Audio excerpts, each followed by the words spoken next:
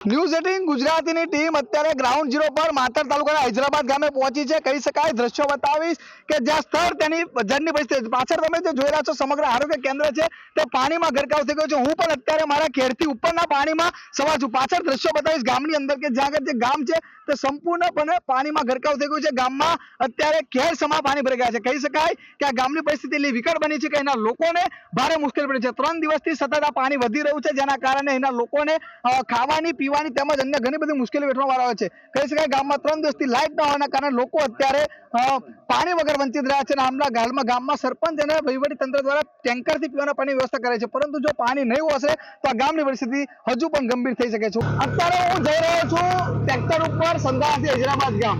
અંદાજિત કહી શકાય કે જે પ્રકારે તમે જોઈ રહ્યા છો તે પ્રકારે અહીં આગળ જ્યાં સ્થળ ત્યાં જળ જેવી પરિસ્થિતિ છે। દ્રશ્યો બતાવીશ કે બિલકુલ આ હું સંધારા જઈ રહ્યો છું ત્યાં આગળ જે રસ્તાની અંદર અંદાજિત 13 જેટલા પાણી ભરાઈ ગયા છે।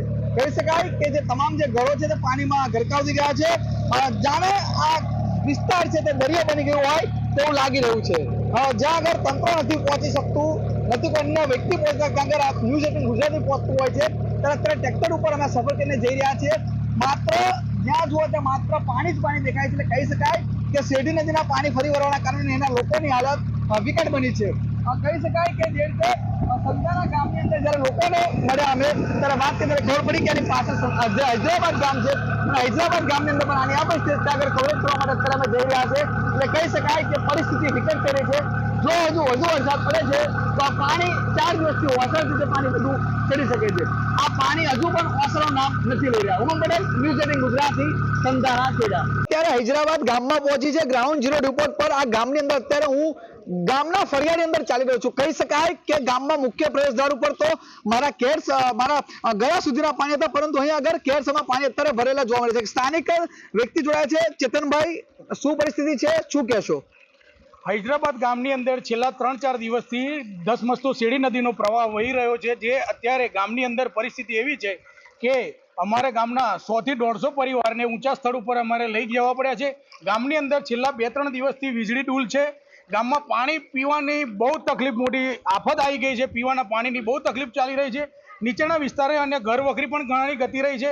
ઊંચા વિસ્તારમાં લઈ ગયા પછી એ લોકોને અમે ફૂડની અને બધી વ્યવસ્થા કરવાય છે। જિલ્લા તંત્રી, મામલતદાર સાહેબ, ટીડીઓ સાહેબ અને જિલ્લા ભાજપ કાર્યાલયથી હું જિલ્લા કાર્યવાહીમાં અત્યારે યુવા મોરચાની અંદર છું, ત્યાંથી પણ મારે સતત સંપર્કમાં રહી અને ગામની અંદર ફૂડ પેકેટની વ્યવસ્થા અને કોઈ બી આફત ના આવી જાય એના માટે અમે સતત કાર્યરત છીએ।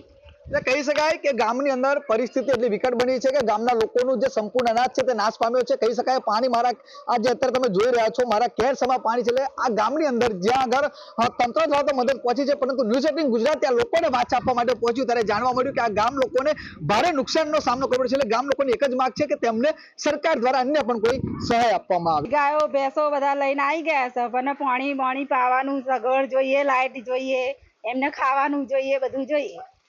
એ બધું કઈ સુવિધા નહીં। કેવી તકલીફ પડી રહી છે? તકલીફ પડે જ ને, રાત્રે ઊંઘાય ના, કોને ઊંઘાડીએ, કઈ ઊંઘાડીએ પાણી હોય તો। લાઇટોનો પ્રશ્ન છે જેના કારણે લાઈટો તો હોય ને એટલે છોકરાઓ બધું બીમારી બધી 4 દિવસથી લાઈટ નહીં। શાકભાજી બધું મળી રહે છે? ના મળે ને કશું, કોઈ આવી ના શકે એટલે આગળ પીવાના પાણીની સગવડ કઈ ના હોય। 3 દિવસથી સતત પાણી આવું ને આવું છે। 3 દિવસથી બિલકુલ આજ સવારથી થોડું ઉતર્યું છે આજે પાણી। 3 દિવસથી ઘર છોડી દીધું, અમે કાકાના ઘરે સામે જતા રહ્યા હતા। આ પાણી કઈ રીતે ઘૂસે? ક્યાંના પાણી આવ્યા? આ શેરડી નદીનું પાણી આવ્યું। બરાબર, કેટલું નુકસાન થયું ઘરમાં? ઘરમાં એટલે આ બીજું કશું જોઈ લો, આ બધું પડ્યું છે, બધું સામાન આ રીતે બધું ઘર બગડ્યું? અનાજ, હા અનાજ બગડ્યું છે। અનાજ શું બગડ્યું? ઘઉં, ચોખા, બાજરી ને એવું। તો અત્યારે ખાવાની કેવા પ્રકારની વ્યવસ્થા કરી જમવા માટે? જમવા એટલે કાકાને ત્યાં તો જમીએ છે, ત્યાં કાંઈ તો કોઈ છે નહીં ઘેર, બધું કઈ જમવું જ કઈ આગળ હતા। ગામમાં કેટલું પાણી છે? ગામમાં અત્યારે છાતી સામું પાણી, મારા ઘરની અંદર ઢીચણની ઉપર પરિસ્થિતિ એટલે આ કુદરતી આફત છે અને નદીમાં પૂર આવવાની તૈયારી હતી। તેના 2-3 દિવસ પહેલાં વાયર હોંભળેથી કપાઈ ગયેલા। જીવીમાં કાપડિયાને ફોન કરતા તો પણ હોંભળ્યું નહીં અને અમારું, અને ફોન કરીએ તો ફોન નહોતો ઉઠાવતો। એટલે પાણી અમારા ગામમાં લાઇટ બિલકુલ બંધ થઈ ગઈ, બરાબર। અને નદીની પાણીને એ છે એટલે અમને ખબર છે કે લાઇટ ના આવે, પણ તે પહેલાં કોરું તો તાર તો એને લાઇટ કરવી જોઈએ ને।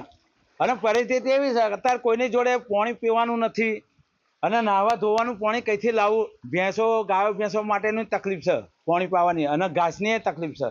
અત્યારે જમવાની ફૂડ પેકેટની તો વ્યવસ્થા મળી રહી છે ખરી? ફૂડ પેકેટની વ્યવસ્થા અમારે કાલે મામલતદાર સાહેબ ને ટીડીઓ સાહેબના એમના સંપર્કથી અમને ફૂડ પેકેટ ને એવું આલ્યું હતું, તો અમે જે સ્થળાંતર લોકો કર્યા છે એ લોકોને આપ્યું છે. અમે ગામ લોકોને પણ પાણી ઘરોમાં ઘૂસી ગયા છે, કેવા પ્રકારની?